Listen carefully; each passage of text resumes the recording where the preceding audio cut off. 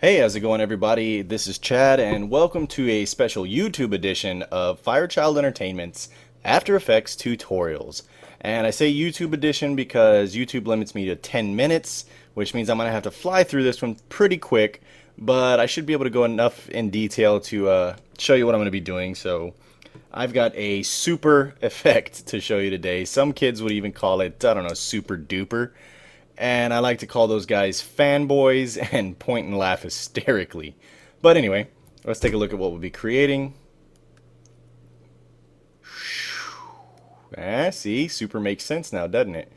We're going to be making a title effect that would make even the son of Jarrell proud. Now, if you're not getting that reference and it's way over your head, I suggest hitting stop right now.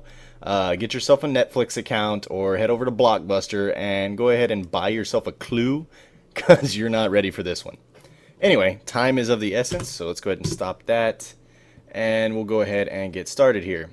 Ready? I'm going to create a new composition, NTSC DV widescreen settings, 10-second duration, and click OK. Then I'm going to take my text tool and I'm going to go out here and I'm going to type my text. I'm going to say Firechild. Like that. Bring my title action safe, zoom out a little bit, and like I said, zoom out a little bit, and I'm going to center it up. And then I'm going to take my pan behind tool, which is this tool right here, grab my center point and center it in front of my word, like that.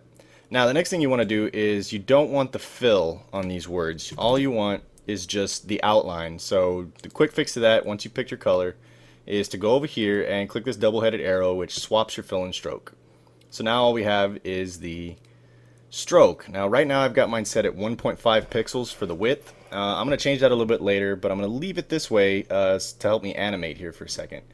But first of all, let's go ahead and change the color. And what we want is a nice dark color like that. Alright, that's good. Now what we're going to do is make it a 3D layer by clicking right here. And then we'll hit P on our keyboard, hold down Shift, and hit R. That brings up position and rotation. And at the beginning of our composition, we'll hit the stopwatch for position and Z rotation. Then what we can do is we can start manipulating this. Drop it back. I'm actually going to bring up my stroke to about 5 for now, just so I can see it. I'll change that in a minute. We'll drop this back to about 1500 on the Z. Maybe 2500. Yeah, like that. I'm going to bring it up. I'm going to zoom out so I can see. Bring it over. I'll probably bring it up a little bit more. And then I'll set my Z rotation to about 50 degrees. Just like that. And I'll maybe move it on the way a little bit more over here. Just kind of get it in this top right corner a little bit. Alright, and then we'll go ahead to 2 seconds, 2.0. in our timeline, and what we want to do now is set our Z rotation back to 0. That brings it parallel again, and we'll drop the Y down, and basically we just want to center it back up at the 2-second mark. So bring it to about there. This part isn't, it's all personal preference, so however you want to do your animation for your text. Then we'll bring our Z position back to 0, and that looks pretty good. Then we'll go to 4 seconds. And we will, if you hold down Shift while you're dragging, it'll make it go quite a bit faster. I want it to just where I can see it, and then I will drop the Y down. Oh, maybe right there. And then bring it off about negative 1500. And if we do a RAM preview, you see the text flying out and then off to the side. Just like that. Cool. Now that's the basic animation we're going to go for. Nothing too fancy or too complicated. So we'll go to our 2-second mark, which is the middle point. And we're going to add an effect. Oh, first I want to drop the stroke back down to 0.5. And you can't see it right now, but you will in a second. Alright, let's add our effect. Effect, time, echo. And you can't really see anything. Let me go ahead and duplicate this layer, and I'll bring the duplicate to the bottom, and I'll delete the echo effect. And I'll bring this up to about 1.5. It's just to help us see it as we work with it. Okay, back on our top layer. For our echo effect, I'm not going to go too in detail of the workings of the echo effect. because like I said, I'm on a very tight time limit thanks to YouTube's 10-minute rule. So I'm just going to kind of fly through this. First thing you want to do is we want to change our starting intensity down to 0.94. Change our decay barely, just a little bit, 0.99. We'll change our echo operator from add to blend.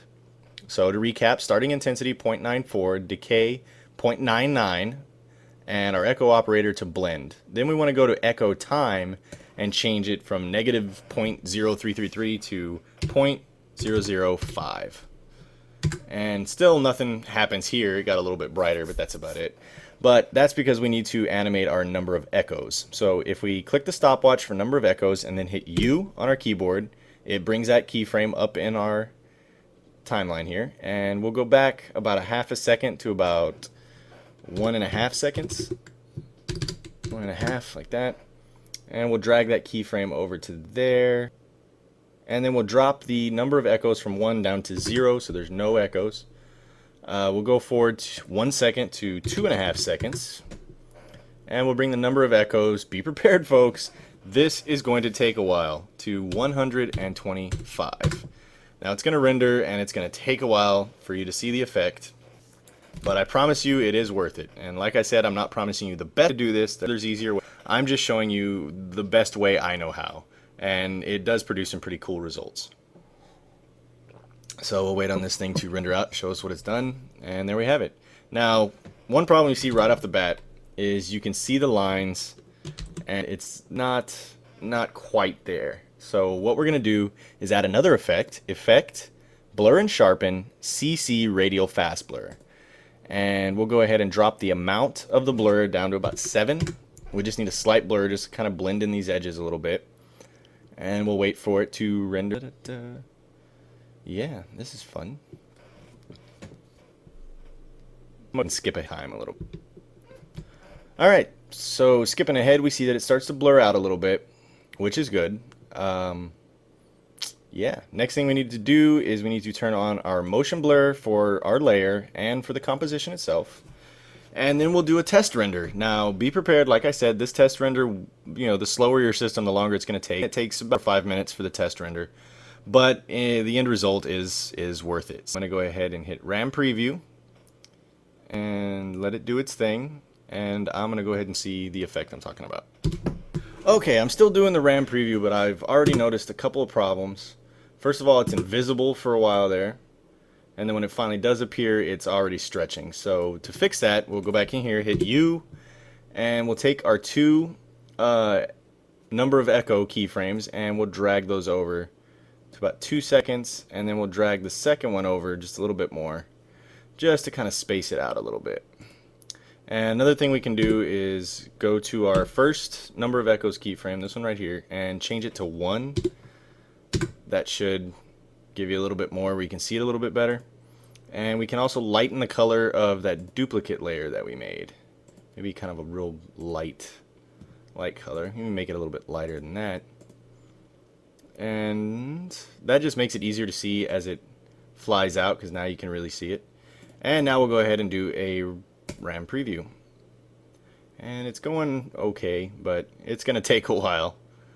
Once we start seeing this, it's really going to take a while. Go ahead and skip forward.